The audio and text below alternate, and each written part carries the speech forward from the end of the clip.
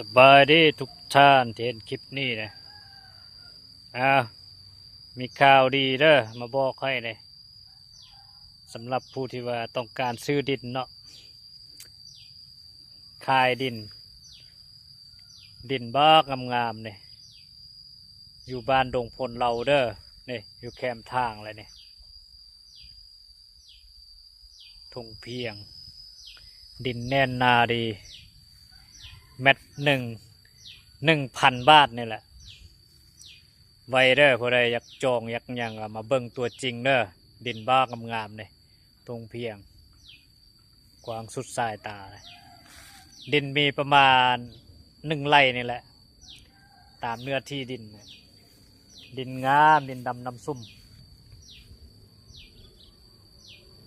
เหมาะสำหรับปลูกสร้างเฮือนหรือว่าเฮ็ดธุรกิจอย่างก็แล้วแต่เนาะอันนี้นะถ้าว่าทานได้สนใจก็ให้ติดต่อมาเด้อแล้วก็จะนัดวันเวลาแล้วก็มาเบิ้งนี่แคมทางเลยปะทางนี่ซอดไปทางคนละไปทางวัดดงพลเราก็ได้ทางนี้ไปทางบ้านฝ้ายก็ได้บ้านดอดฝ้ายนะเนี่ยดินนะบักงามเนี่ยเห็นปะอันนี้บอนพักพรย้อนอารมณ์นะมีต้นไม้ใหญ่เนี่ยโอ้ดินบักงามไปนะ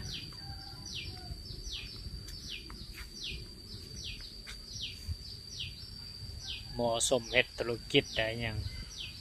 ปลูกสร้างเฮือนสร้างบ้านซ่องหรือว่าตามที่ว่าทานใดเนาะลูกค้าหรือว่าผู้ใดเป็นเจ้าของดินนี่อยากเฮ็ดอย่างก็แล้วแต่เนาะถ้าว่าซื้อไปแล้วนะไวเด้อผู้ใดไวกับผู้นั้นได้ผู้ใดซ่าก็มีแต่ได้แต่เบิ่งเท่านั้นแหละว่าโชคดีมันบ่ค่อยมีบ่อยๆเลยผู้ใดอยากเป็นเจ้าของก็สามารถจับจองได้ก็มาเบิ่ง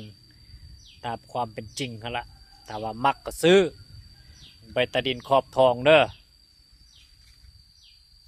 ท่านใดสนใจก็มาซื้อด่วนเด้อดินบักงามเนี่ยทงเพียงดินบักแน่นเนี่ยเห็นปะรายละเอียดก็มาเบิ่งตัวจริงกันมักเอากันบ่มักก็บ่เป็นยังนะเอาหมายว่าดินที่ทำเลนี่นั่นก็ขึ้นกับว่าเจ้าของดินเนาะมักนะใดก็ออกแบบเอาเองฮะละ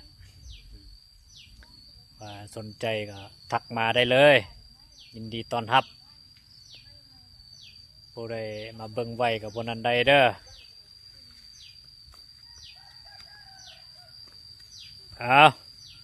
เชิญชวนลูกค้าทุกท่านเด้อมาเบิ่งได้แมตละ1,000 บาทนี่แหละมีเนื้อที่ดินทั้งหมดกับ1 ไร่นี่แหละแต่ว่ามาเบิ่งตัวจริงดินงามมาเนี่ยนะตรงเพียงดีเนี่ยนะกว้างสุดสายตาเลยว่ารายละเอียดเนี่ยมาเบิ่งมาจองเอาเด้อสนใจแล้วโทรเข้ามาตามเบอร์โทรที่ว่าเอาไว้อยู่ใน Facebook คนแหละโอเคเด้อขอบใจ